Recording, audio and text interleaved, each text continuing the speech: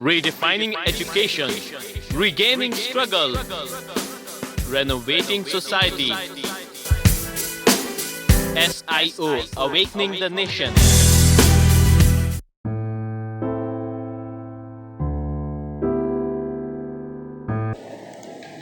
Corel Draw basic के graphic design का software है और ये सॉफ्टवेयर बहुत वास्ट है। इसके साथ इसके कुछ सपोर्टिंग सॉफ्टवेयर्स भी हैं जिसमें कोरल फोटो पेंट और कोरल ट्रेस। मैं समझता हूँ जितना कोरल ड्रॉ मैं जानता हूँ वो शायद पूरे इसके जितना कुछ है इसके अंदर ऑप्शंस और टूल्स और ये वो सारी चीज़ें शायद उसका 20% होगा। तो वो भी मैंने थोड़ा करके जो है 2 साल में एक्सप्लोर किया है। तो इस तरह से आप लोगों को भी करना पड़ेगा। अगर कोई प्रोफेशनली बहुत ज़्यादा सीखे तो बहुत अच्छी बात है। इसका इंटरफेस यहाँ पे जो टूल्स हैं सबसे पहले या यहाँ से शुरू करते हैं। फाइल जो नॉर्मल चीज़ें जिसमें रहती हैं, नई फाइल कैसे ओपन करना, ये सारी चीज़ें, या कोई एग्जिस्टिंग कोरल ड्रॉ की फ़ाइल है उसको ओपन करना, ये इसमें आता है। किसी भी फाइल को ओपन करने के बाद कोरल ड्रॉ का में मतलब हम लोग जितने बड़े कैनवस पे हमको काम करना है, सपोज़ अगर कोई हैंडबिल बनाना है तो हम लोग उसके लिए एक तो कस्टम साइज़ भी दे सकते हैं। यहाँ पे कस्टम कर दिया और यहाँ पे साइज़ दे दिया कि इतने साइज़ का मेरे को पेपर चाहिए और मैं उस पर काम करूँगा। अलग अलग यूनिट्स आप यहाँ से सेलेक्ट कर सकते हैं कि आपको किस यूनिट में काम करना है। इंच में समझ में आता है तो इंच में, मिलीमीटर समझता है तो मिलीमीटर में। यहाँ से वो यूनिट सेलेक्ट किए। अब मैं A4 साइज़ के पेज पे काम करना है मुझको, तो यहाँ से डिफ़ॉल्ट मैंने A4 कर दिया। इसी तरह A3, A1, A2, A0 अलग अलग सारे साइजेस हैं और आप कस्टम देना चाहते हैं तो कस्टम भी है। अब ये पोर्ट्रेट रहेगा या लैंडस्केप रहेगा, यहाँ पे ये 2 ऑप्शंस हैं। इसको ये लैंडस्केप कैनवस हो गया और ये पोर्ट्रेट हो गया। फिर अगर मेरा काम करते वक्त एक पेज जो है कंप्लीट हो जाता है, अब मुझे नेक्स्ट पेज पे जाके काम करना है, तो नीचे जो है एक पेज बना हुआ है और उसके ऊपर प्लस का निशान है। तो इस पर मैं क्लिक करता हूँ तो अगला पेज ऐड हो जाता है। अब यहाँ पे मेरे पास 2 पेज हो गए, पेज 1 एंड पेज 2। तो जिस टैब पे क्लिक करूँगा वो उस पेज पे जो है मेरी फाइल पहुँच जाएगी। फिर इस पेज पे राइट क्लिक करने से सारे ऑप्शन आते हैं कि इसके insert page after the page number 2 या insert page before the page number 2, इस तरह की चीज़ें। मतलब अगर किसी तरह का डॉक्यूमेंट आप इस पर तैयार कर रहे हैं जिसमें मल्टीपल पेजेस हैं तो ये सारे ऑप्शंस उस वक्त काम आते हैं। यहाँ से पेज को किसी डिलीट भी कर सकते हैं। सेव करना, अब होता है कि हम लोग कोरल 17 या कुछ हायर वर्जन यूज़ कर रहे हैं और जोन पे कुछ डिज़ाइन बना के भेजना है। जोन वालों के पास है नहीं, लोअर वर्जन है, तो सेव एज करेंगे आप। यहाँ पे तो ऑप्शंस आते हैं किस वर्जन में सेव करना है। 17 में 11 तक का ऑप्शन आता है, लोअर वर्जन में 11 तक आप उसको सेव कर सकते हैं। उसके अलावा यहाँ पे सबसे इम्पोर्टेंट चीज़ इंपोर्ट का ऑप्शन है। इंपोर्ट पे आप क्लिक करते हैं तो ये वाला जो टैब है, इसमें अगर कोई ख़ास फॉर्मेट आप ढूंढ रहे हैं, बहुत सारी फाइल्स है, कोई ख़ास फॉर्मेट ढूंढ रहे हैं, तो इसमें जाके उस फॉर्मेट पे क्लिक कर दीजिए।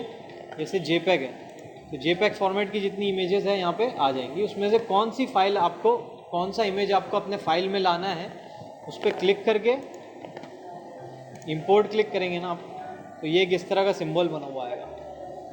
यहाँ पे स्क्वायर दिख रहा है बट वो एक एंगल की तरह सिंबल रहता है, वो बन के आएगा।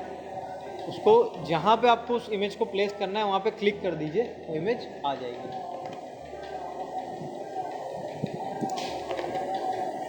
लैंडस्केप करके मैंने इस पर इसको बिठा दिया। अब इस इमेज को मैं माउस इस्तेमाल करते हुए मैनुअली बड़ा छोटा कर सकता हूँ, या अगर मैं कोई बहुत स्पेसिफिक साइज़ का कोई स्टिकर बना रहा हूँ और उसके लिए कुछ खास इसका साइज़ चाहिए, तो इसको मैं इमेज को मैंने सेलेक्ट किया तो यहाँ पे इसके साइजेस आ गए। ये उसका हॉरिजॉन्टल और ये वर्टिकल, मतलब X एंड Y। तो इस ये कितना देना है, सपोज़ मैंने मुझको यहाँ पे जो है 200 mm रखना है इसको, तो ये हो गया। अभी लेकिन यहाँ पे हुआ क्या कि ये इमेज कंप्रेस हो गया। 200 mm जब मैंने किया तो कंप्रेस हो गया, मतलब इसकी जो असल शक्ल थी वो डिस्टॉर्टेड हो गई।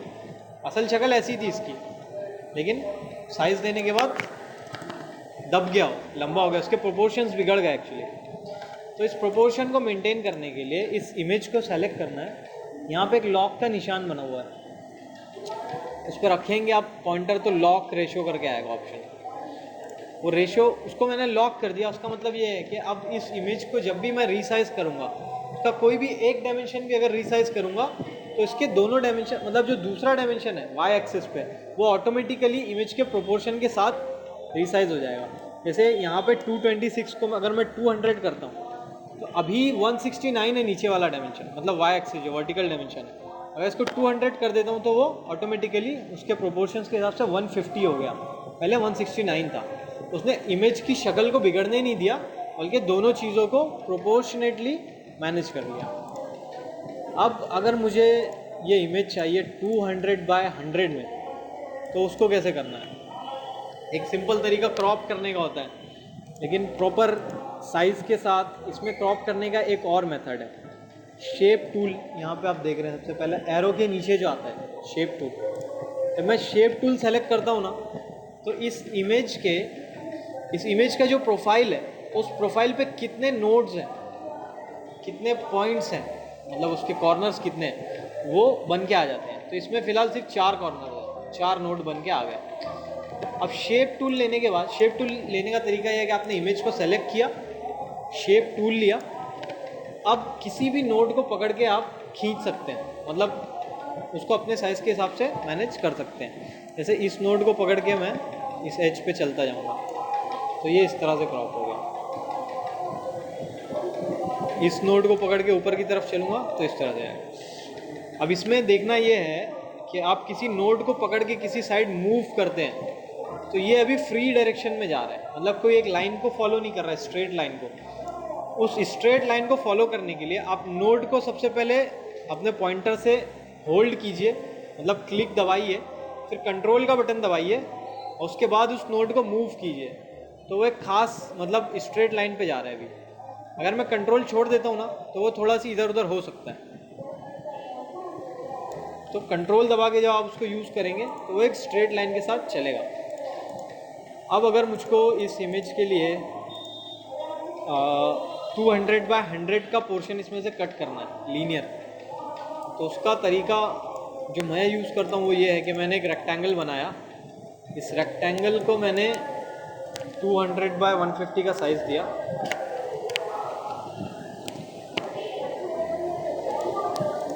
इसके प्रोपोर्शंस अनलॉक करनी, फिर इसको 200 बाय 150 का साइज़ दिया और उसको इस इमेज से मैं अलाइन करूँगा। मतलब ये जो इमेज है इसका इतना 200 बाय 150 का हिस्सा मुझे चाहिए, तो कहाँ से चाहिए उसको मैं इससे अलाइन करूँगा। अब अलाइन करने का तरीका ये है कि आपने जिस चीज़ को अलाइन करना है, जिस ऑब्जेक्ट को अलाइन करना है, पहले उसको सेलेक्ट कीजिए। मैं इस रेक्टेंगल को अलाइन करना चाहता हूँ, पहले मैंने उसको सेलेक्ट किया। अलाइन किस चीज़ से करना है, समझ में आ रही है बात? दो चीज़ें हैं, दो ऑब्जेक्ट्स हैं, मैं इस रेक्टेंगल को अलाइन करना चाहता हूँ इस इमेज के साथ, मतलब इसको प्रॉपर इसके साथ लाना चाहता हूँ। ये लाइन इसकी दोनों लाइन इसके साथ आ रही। पहले मैंने रेक्टेंगल को सेलेक्ट किया, फिर शिफ्ट दबा के रखा और इस इमेज को सेलेक्ट किया। अब दोनों चीज़ें सेलेक्ट हो गई। अब L दबाया मैंने, L स्टैंड्स फॉर लेफ्ट, मतलब लेफ्ट अलाइनमेंट। तो हुआ क्या, पहले इमेज जहाँ पे था वहाँ से, रेक्टेंगल जहाँ पे था वहाँ से वो उस जगह पे आ गया जहाँ पे उस इमेज का लेफ्ट हिस्सा है, ठीक है। अब T stands for top, top दबाया मैंने तो वो एग्जैक्टली उसके टॉप के साथ उसने अलाइनमेंट कर लिया। अभी चूंकि दोनों एक ही साइज़ के हैं इसलिए बराबर वो ओवरलैप हो गया। अब मुझे चाहिए क्या कि जो पीछे का इमेज है वो सामने के रेक्टेंगल को मैं एक खास साइज़ दूंगा, उस साइज़ के साथ वो बराबर हो जाए। तो मैंने रेक्टेंगल सेलेक्ट किया, रेक्टेंगल का जो हाइट है उसको 150 के बजाय 100 किया, दोनों साइड से वो 50-50 mm कम होके 150 बाय 100 हो गया। अब मैं इस रेक्टेंगल को उस जगह पे ले जाऊंगा जितना पोर्शन मुझको चाहिए। सपोज मुझको ये वाला पोर्शन इमेज का चाहिए, मैंने इसको यहाँ ले जाके ड्रैग कर दिया। अब इसको अगर मैं मूव करूँगा पकड़ के तो ये फ्री मूव होगा। एक्सेस पे मूव करने के लिए कंट्रोल दबा के मूवमेंट करना है। अभी मैंने कंट्रोल छोड़ा हुआ है तो इसको नीचे ले जाऊँगा तो ये आजू बाजू सरक सकता है, मतलब अपने अलाइनमेंट से हिल सकता है। लेकिन कंट्रोल दबा दिया तो वो या तो एक्स एक्सिस पे मूव करेगा या वाई एक्सिस पे मूव करेगा। तो मैंने उसको वाई एक्सिस पे नीचे मूव किया और यहाँ प्लेस कर दिया। अब पीछे का जो इमेज है उसको मैं क्रॉप करूँगा इस रेक्टेंगल के अलाइनमेंट में। तो पीछे का इमेज सेलेक्ट किया, शेप टूल सेलेक्ट किया, ये दो नोड्स मेरे पास दिख रहे हैं यहाँ पे। अभी तक तो हमने देखा था कि मैं एक नोड को पकड़ता हूँ और उसको ड्रैग करता हूँ तो यहाँ पे आ जाता है। इसी तरह दूसरे नोड को पकड़ूंगा, ड्रैग करूँगा तो यहाँ पे आ जाता है। ये एक तरीका हुआ। सारे नोड्स को पकड़ के मैं रेक्टेंगल पे ले जाके प्लेस कर दूँ। तो रेक्टेंगल के पॉइंट्स जो है ऑटोमेटिकली डिटेक्ट करेगा, एक स्नैप सेटिंग होती है तो वह ऑटोमेटिक डिटेक्ट करेगा। तो ये उस रेक्टेंगल के हिसाब से इमेज के प्रोपोर्शन बन गए। अब अगर दोनों नोड्स को मैं एक साथ पकड़ के मूव करूं, उसका तरीका ये है कि शेप टूल लेने के बाद ये नोड मैंने दोनों सेलेक्ट किए, यहाँ पे इसको माउस के पॉइंटर से होल्ड किया और ऐसे नीचे की तरफ मूव किया। फ्री फ्लो मूव अवॉइड करने के लिए कंट्रोल दबा के मूव किया तो दोनों नोड एक साथ नीचे मूव हो गए। सिमिलरली ये दोनों सेलेक्ट किए, इसको ऊपर की तरफ मूव किया। अब मेरे पास एक खास जो साइज़ मुझको चाहिए था उस साइज़ में ये इमेज आ गई। इसी तरह से अगर बिल्कुल रेगुलर रेक्टेंगल नहीं चाहिए, कोई ऑड शेप चाहिए, तो इस इमेज को ये शेप टूल से मैं इस तरह के कॉर्नर्ड ऑड शेप्स दे सकता हूँ। लेकिन अगर अब कोई बहुत ज़्यादा इर्रेगुलर सा शेप चाहिए और उसमें कर्व लाइंस चाहिए तो उसके लिए क्या करेंगे? उसके लिए शेप टूल, इमेज को सेलेक्ट किया, शेप टूल लिया। अब इस पर चूँकि अभी तक सिर्फ 4 नोड है, अगर मुझको कुछ इर्रेगुलर शेप बनाना है तो ये 4 नोड्स के बजाय मैं इस पर और नोड्स इंट्रोड्यूस कर सकता हूँ। सपोज मुझको यहाँ पे कोई नोड इंट्रोड्यूस करना है तो मैंने डबल क्लिक किया यहाँ पे, वैसे ही दूसरा एक और नोड चाहिए, यहाँ पे भी डबल क्लिक किया। अब ये नोड का फ़ायदा देखिए, अगर मैं इसको मूव करता हूँ तो ये इस तरह से मूव होता है, इसको मूव करता हूँ तो ऐसे जाता है। तो ऐसे जितने नोड्स मुझको चाहिए मैं इस पर इमेज को बना सकता हूँ और इसको जिस तरह का शेप देना है उस तरह का शेप दे सकता हूँ।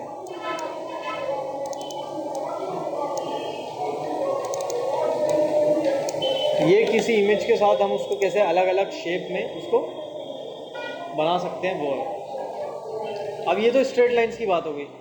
अगर कर्व लाइंस चाहिए तो शेप टूल सेलेक्ट किया, जिन दो नोड्स के बीच में कोई कर्व चाहिए तो उन दो नोड्स के, जैसे ये दो नोड्स हैं, इन दो नोड्स के बीच में जो लाइन है वो भी स्ट्रेट है, उस पर पॉइंटर ले जाके लेफ़्ट क्लिक किया तो यहाँ पे एक ऑप्शन आता है टू कर्व। मैंने टू कर्व सेलेक्ट किया। अब यहाँ पे देखिए ये जो दो एरोज दिख रहे हैं ना, ये एक्चुअली आपके दो टेंजेंट्स हैं। सर्कल है, कर्व के दो टेंजेंट्स हैं जो दो एंड से इसके बनते हैं। अब इन टेंजेंट्स के हिसाब से मैं इस कर्व को बना सकता हूँ। ये टेंजेंट पकड़ के मैंने मूव करना शुरू किया, ये इधर आया। ये टेंजेंट पकड़ के इसको मूव करना शुरू किया, ये इधर आ गया। तो दो टेंजेंट्स के साथ जिस तरह का कर्व हम लोग बनाना चाहे बना सकते हैं। उसकी अपनी लिमिटेशन है ऑब्वियसली ज्योमेट्रिक। ये कट, अब इसके बीच में, इस कर्व के बीच में कोई नया नोड भी मैं इंट्रोड्यूस कर सकता हूँ डबल क्लिक करके। उस नोड को फिर से मूव करके, जैसे ही आप किसी कर्व के बीच में कोई नोड इंट्रोड्यूस करेंगे वहाँ पे दो टेंजेंट्स बढ़ जाएंगे।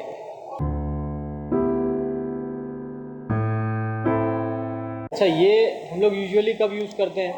जब कोई हैंडबिल, पम्पलेट या पोस्टर वगैरह डिज़ाइन करते हैं तो एक स्ट्रिप देते हैं बैकग्राउंड की, तो उसके कॉर्नर्स को यूजुअली स्मूथ करते हैं और इसको ऐसा ब्लैक किया और इसके अंदर कोई टेक्स्ट लिखते हैं जिसको वाइट कलर दिया। इस तरह का कुछ हैंडबिल वगैरह अगर हम लोग बनाते हैं तो उसमें ये टेक्निक अक्सर यूज़ होती है। तो किसी रेक्टेंगल के कॉर्नर्स को फिलेट करने के लिए शेप टूल इस्तेमाल होता है। ये जूम करने के लिए होता है, ये पैन करने के लिए होता है। बहुत बड़ी फाइल आपने A1 A0 साइज़ का कुछ बैनर बनाया है या 6x3 8x4 इस तरह कुछ बैनर बनाए तो उसमें मूव करने में अगर परेशानी आ रही है, मतलब फाइल हैंग हो रही है, इस तरह रुक रुक के चल रहा है, तो पैन टूल इस्तेमाल करना चाहिए। मतलब पैन किसी चीज़ को पकड़ के इस तरह से जो सरकाते हैं वो काम करता है पैन टूल। फिर उसके नीचे का जो हिस्सा है ये सारा लाइंस का है कि लाइंस किस तरह से ड्रॉ करनी चाहिए। सबसे सिंपल जो है free hand line. Free hand जब इस टूल को मैं सेलेक्ट करता हूँ तो अब मैं किसी भी तरह की लाइन ड्रॉ कर सकता हूँ, ऐसा फ्री फ्लोइंग, पेंट में जैसे हम लोग करते थे बचपन में, उसको ला के क्लोज भी कर सकता हूँ। अब इसी के बजाय अगर मुझको स्ट्रेट लाइन ड्रॉ करनी है, सेम टूल लूँगा फ्री हैंड और एक जगह जहाँ से लाइन का जो सोर्स रहेगा वहाँ क्लिक करके छोड़ दूँगा। उसके बाद अब ये फ्री है तो मैं कंट्रोल दबाऊँगा तो स्ट्रेट डायरेक्शन में जाएगा ऐसे, या कुछ खास एंगल्स पे जाएगा वो। जैसे नीचे जो आप देख रहे हैं ना, यहाँ पे जो डिटेल्स आ रही है, यहाँ पे एंगल लिख के आता है, ये जो एंगल है, अब मैं कंट्रोल प्रेस किया है मैंने तो ये 0 एंगल में जा रहा है, मतलब हॉरिजॉन्टल। इसको नीचे कर दिया तो 90 डिग्री एंगल में जा रहा है। फिर ऐसे ऐसे कम करते जाऊँगा तो जो कुछ डिफ़ॉल्ट वैल्यूज़ है ना एंगल की 15 डिग्री से जो चेंज होती है उन वैल्यूज़ पे दिखाते जाएगा। 15, 30, 45, 60, 75 और 90, ये ऐसा है। तो अगर मुझको हॉरिजॉन्टल लाइन बनाई तो मैं नहीं बनाती। अगर एक लाइन बनाने के बाद उसी लाइन को लूप में कंटिन्यू करना है तो फिर से मैंने ये वाले नोड पे क्लिक किया और लाइन को जिस डायरेक्शन में लेके जाना है उस डायरेक्शन में लेके गया, फिर ये लाइन छोड़ दिया। तो अब ये एक एंटाइटी बन गई टोटल लाइन। इसको अलग अलग बनाना है तो मैं अलग अलग भी बना सकता हूँ। ये हो गया, ये अलग अलग लाइन्स हो गई। इसको यहाँ से मैंने उठा के मूव कर दिया इधर। तो अभी तक हम लोग लाइन के बारे में देख रहे थे, कैसे फ्री हैंड लाइन और स्ट्रेट लाइंस खींच के। इसी तरह यहाँ पे अलग अलग लाइंस के जो है ऑप्शंस हैं, SP line, poly line, 3 point curve बनाना, 2 पॉइंट लाइन, बेजियर टूल। ये एक इंटरेस्टिंग है। इसमें इसको सेलेक्ट करने के बाद इसका तरीका ये है कि जिस पॉइंट पे हम लोग क्लिक करते हैं और फिर अगले पॉइंट पे जहाँ क्लिक करेंगे तो उस दोनों पॉइंट के बीच में लाइन ऑटोमेटिक बनती जाएगी। जैसे अगर मैं यहाँ से मैं स्टार्ट करता हूँ, 1 2, ये ऑटोमेटिक लाइन बनती जा रही है।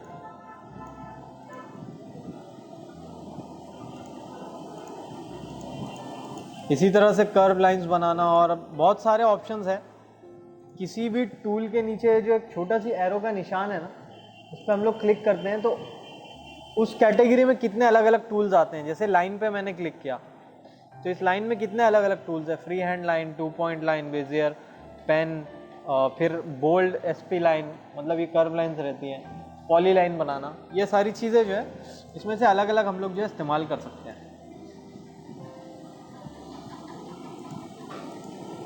ये तो कुछ ब्रश स्ट्रोक्स हैं, इसको बाद में देखेंगे। फिर इसके नीचे कुछ geometric shapes, perfect geometric shapes कैसे रहते हैं। रेक्टेंगल लेके ड्रॉ किया, कुछ खास साइज़ देना है तो यहाँ से साइज़ उसका मेंशन किया, वो साइज़ उसको मिल जाएगा। अगर फ्री हैंड ड्रॉ करते हुए रेक्टेंगल की जगह स्क्वायर बनाना है तो कंट्रोल प्रेस करके अगर मैं रेक्टेंगल बनाऊंगा एक जगह से दूसरी जगह तो वो परफेक्ट स्क्वायर बनेगा। ये इसका जो साइज़ है स्क्वायर के प्रोपोर्शंस है।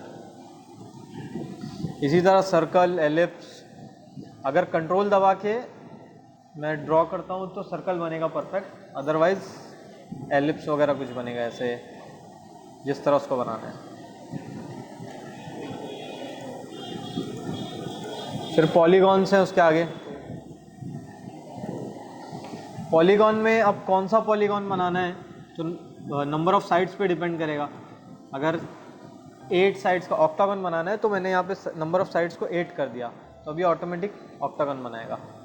और रेगुलर ऑक्टागन बनने के लिए कंट्रोल प्रेस करके ड्रॉ करना पड़ेगा।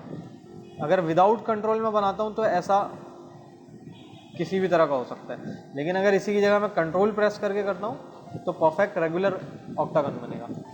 तो जितने नंबर ऑफ़ साइड्स वाला ज्योमेट्रिक शेप बनाना है उसको यहाँ पे दे दिया। इसी तरह दूसरे अलग अलग शेप्स हैं इसमें, star, complex star, graph paper, ये वो ट्राई कर सकते हैं हम लोग अलग अलग। इसके बाद टेक्स्ट, कंप्यूटर यूज़ करते हैं तो टेक्स्ट तो सबको पता ही होगा, MS वर्ड वगैरह में जिस तरह होता है सिंपल, उसी तरह क्लिक किया और लिखना स्टार्ट कर दिया। इसमें दो तरीके हैं, एक तो इस टूल को सेलेक्ट करने के बाद किसी भी जगह क्लिक किया और लिख दिया। दूसरा तरीका ये है कि टूल को सेलेक्ट करने के बाद एक टेक्स्ट बॉक्स बनाया मैंने और इस टेक्स्ट बॉक्स के अंदर कोई टेक्स्ट लिखा।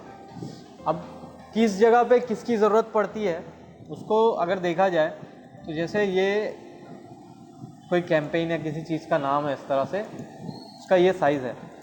अब इसके नीचे उस कैंपेन का कोई सबटाइटल है। अब उस सबटाइटल को मुझे करना ये है कि जितना बड़ा नाम है उतने ही नाम में उसको एडजस्ट करना है, मतलब अलाइनमेंट दोनों की बराबर होनी चाहिए। तो मैंने टेक्स्ट बॉक्स बनाया, उसका सबटाइटल लिखा। अब मैं क्या करूँगा, इसको सेलेक्ट करूँगा, फिर शिफ्ट प्रेस करके इसको सेलेक्ट करूँगा, मल्टीपल सिलेक्शन। जब हम लोग अलाइनमेंट करते हैं तो मल्टीपल सिलेक्शन करते हैं। अब मैं लेफ़्ट से इसको अलाइन करना स्टार्ट करूँगा, तो मैंने L दबाया लेफ़्ट अलाइनमेंट के लिए। और उसके बाद इस टेक्स्ट बॉक्स को सेलेक्ट किया और इस टेक्स्ट बॉक्स को छोटा किया यहाँ तक, मतलब जितना मेरा हेडिंग है, टाइटल है। अब उसके बाद इस टेक्स्ट बॉक्स के अंदर जो टेक्स्ट है उसको सेलेक्ट करके जो जस्टिफिकेशन रहता है, फुल जस्टिफिकेशन या फोर्स जस्टिफिकेशन, ये सेलेक्ट किया। तो हुआ ये कि अब ये दोनों तकरीबन मतलब एक अलाइनमेंट में आ गए। तो इसका एक ये तरीका है, मतलब टेक्स्ट बॉक्स के थ्रू टेक्स्ट को इस्तेमाल करने का। उसके बाद ये तो यूजुअली ड्राइंग्स वगैरह जब मेजर करनी रहती है तो उसके लिए इस्तेमाल होता है, मतलब किसी चीज़ का डायमेंशन, जैसे ये 4.23 mm का है, मुझे इसका डायमेंशन मेजर करना है 131 पॉइंट, ये इस्तेमाल की चीज़ नहीं है वैसे बहुत ज़्यादा, अलग अलग तरह से डायमेंशन इसमें मेजर कर सकते हैं। ये लाइन के कनेक्टर्स हैं। अब जो ग्राफिक डिज़ाइन में इस्तेमाल होने वाली चीज़ें हैं जो पिक्चर से या टेक्स्ट से रिलेट करती हैं, उसमें ये टूल बहुत इम्पोर्टेंट है, शैडो वाले। शैडो का काम ये है कि किसी भी ऑब्जेक्ट को शैडो देने के लिए, ताकि वो अपने बैकग्राउंड से थोड़ा सी उठ के फोरग्राउंड में आ जाए, उसका इस्तेमाल होता है। सपोज़ ये एक इमेज के ऊपर ये टेक्स्ट लिखा हुआ है, अब ये बहुत प्लेन सा लग रहा है, अब मैं इसको हाईलाइट करना चाहता हूँ शैडो के ज़रिए। मैंने टेक्स्ट को सेलेक्ट किया, यहाँ पे शैडो का टूल है, ड्रॉप शैडो टूल, उसको सेलेक्ट किया। यूजुअली लेफ़्ट साइड से क्लिक करके इसको ड्रैग किया राइट साइड तक, तो एक हल्का सी उसका इमेज बन के आ रहा है, आउटलाइन बन के आ रहा है। उस आउटलाइन को एग्जैक्टली इस पर ओवरलैप करना है। अब यहाँ भी सेम लॉजिक है, अगर बिना किसी बटन को प्रेस किया आप लोग जाएंगे तो ये फ्री फ्लो होगा, लेकिन अगर कंट्रोल प्रेस करूँगा तो बिल्कुल स्ट्रेट लाइन में जाएगा।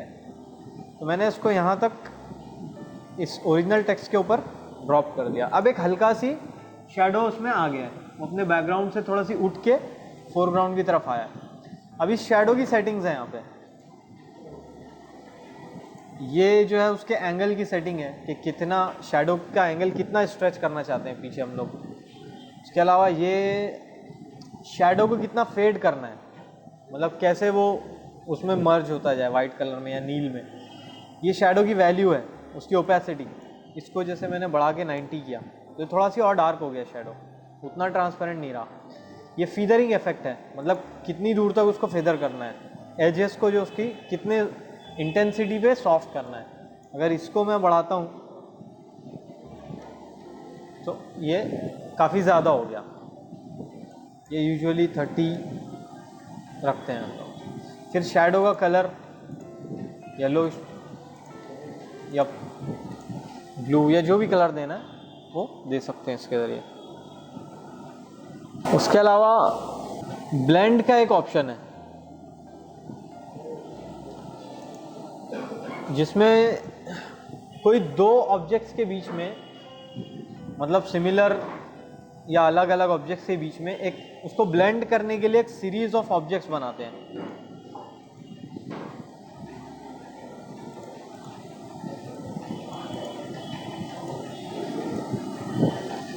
सपोज यहाँ पे 2 स्क्वायर मैंने बनाए,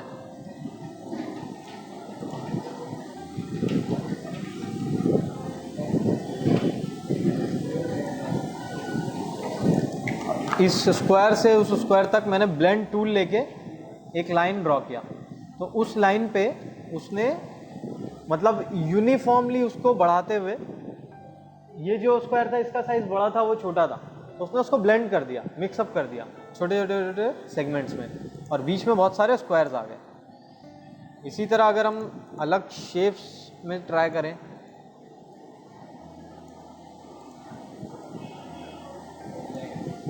उस सर्कल को ब्लेंड करते हुए, मर्ज करते हुए स्क्वायर की तरफ ले जा रहा है।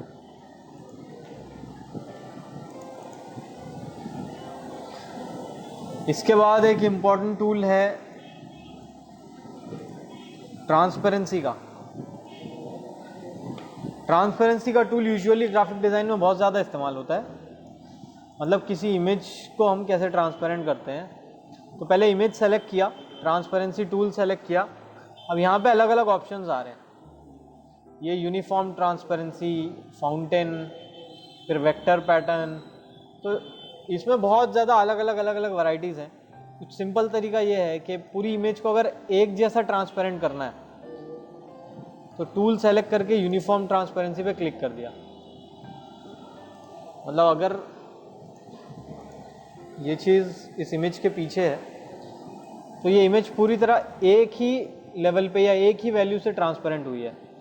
अगर इसी को मैं लीनियर करने जाऊं, मतलब मुझे इधर डार्क रखना है और जिस तरफ ये एरो जा रहा है उस तरफ उसको ज़्यादा ट्रांसपेरेंट करना है, तो उसका रिजल्ट ऐसा कुछ रहेगा। इसकी डायरेक्शन जैसे चेंज करूँगा वो उस डायरेक्शन में जो अपना ट्रांसपेरेंसी वैल्यू ऐड करता जाएगा।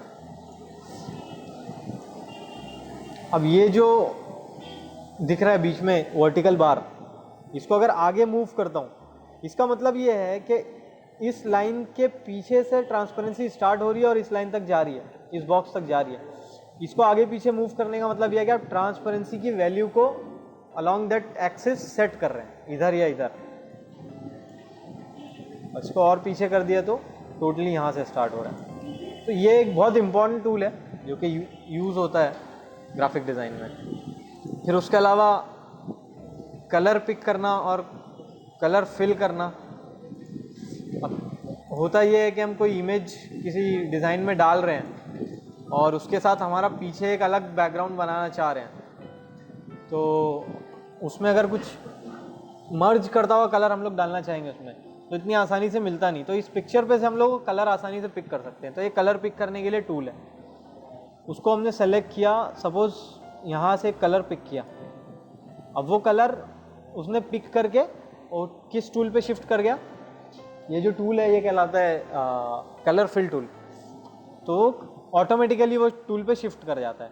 इसको यहाँ पे क्लिक किया तो जो पीछे का रेक्टेंगल था उसमें सारा कलर फिल हो गया हो। इसको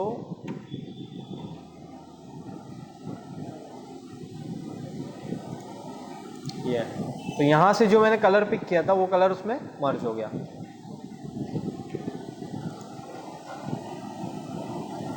ये डायरेक्टली मतलब किसी ऑब्जेक्ट में कलर भरने के लिए यूज होता है, उसके नीचे वाला टूल। ये स्मार्ट फिल टूल है जिसके अंदर जो है हम ऑब्जेक्ट्स में पैटर्न्स अलग अलग भर सकते हैं। अभी ये ड्रॉ करने और मॉडिफाई करने के ताल्लुक से, बेसिकली ड्रॉ करने के ताल्लुक से टूल्स थे जितने भी थे। अब हम देखते हैं कि इमेज को मॉडिफाई करने के लिए क्या अलग अलग टूल्स इस्तेमाल हो सकते हैं। अब इसको मैंने सेलेक्ट किया, सबसे बेसिक जो प्रॉपर्टीज़ रहती है इमेज की, जो इमेज एडिटिंग में मोबाइल वगैरह में भी हम लोग करते हैं या MS वर्ड पावर पॉइंट में करते रहते हैं, जिसमें उसका कॉन्ट्रास्ट है, ब्राइटनेस है, इंटेंसिटी है, ये सारी चीज़ों को करने के लिए तो यहाँ पे ऑप्शन रहते हैं। इफेक्ट्स में आप जाएंगे, एडजस्ट में जाएंगे तो ये सारे ऑप्शंस हैं। अभी सपोज इसमें से मैं ब्राइटनेस, कॉन्ट्रास्ट, इंटेंसिटी वाला टूल लेता हूँ।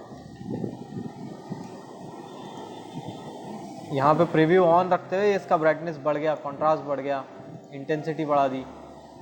तो ये यूजुअली जो इमेज एडिट करते हैं हम लोग उस तरह से होता है। इसमें कलर्स को इन्वर्ट करने के लिए या पोस्टराइज इफेक्ट देने के लिए ये वाला टूल इस्तेमाल होता है। ये पोस्टराइज इफेक्ट दे दिया उसको, कितनी उसकी इंटेंसिटी बढ़ानी है, कम करनी है।